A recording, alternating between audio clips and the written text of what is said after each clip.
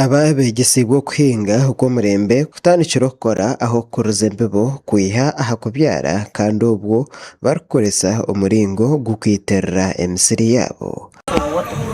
kwano gutira burikire koko satiraho binyansi wayitira roti haza kukomerera ubone nagarugaye so ko kuteka he binyansi amizi gaza mu make konka go mugaje twine irrigation system ziryo misiri henyine. Yes, so wano rebaho turunti demonstrating irrigation systems.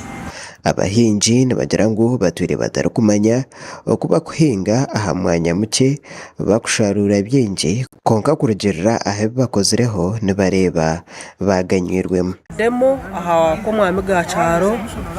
ahabwe bihingwa byitu kurgo Ministry of Water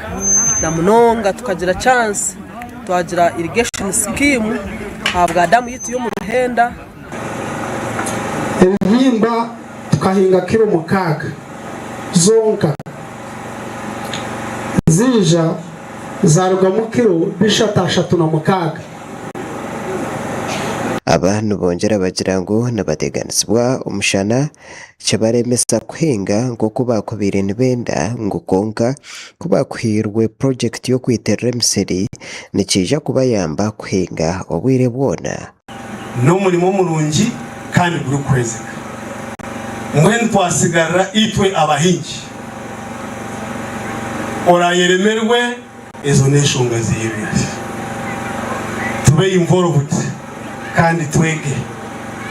obwahati abahinja barakurenga mu 5 bahereze kutunga bukugu omukwenga barikwiterera emisiri yabo kandi bamanya nembe buzo murembe ezibashyikire kuhinga 3,548 farmers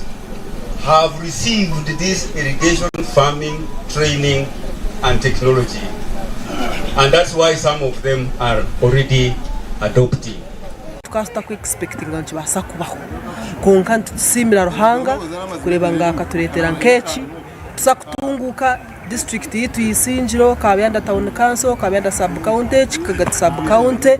na nabahinji bo abebembezi ba district y'isingiro nibagira ngo project ya government eyo kwisi y'abantu ameze ago kwiterera ibihingwa ehinduire imiturire y'abantu no kwekushaba abantu okongera amani omukhinga babase kwetungura no kubinga obworo ebihingwa omubwire bw'omushana nito tukaguzaho omuntu we ekire kintu ky'amani mulongo nimwe bazombenyire abahinji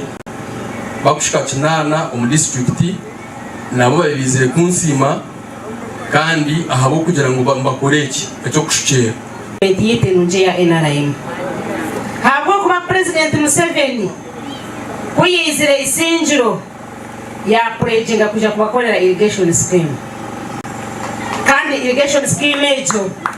ni yetu resiraha habo kuba ebitongore bijyaha bijire kuba preparing Government ijumbire munonga omukwatira abanyesengero na project zo kwiterera emisiri ekiriyo nkikorwa kwetorora isengero yona kandi abantu basima Ministry y'Ubuhinji n'Uburisa abo kubafaho makuraga gashaka kugera dahimsibwe omuri sengero ninga waro kusiburuji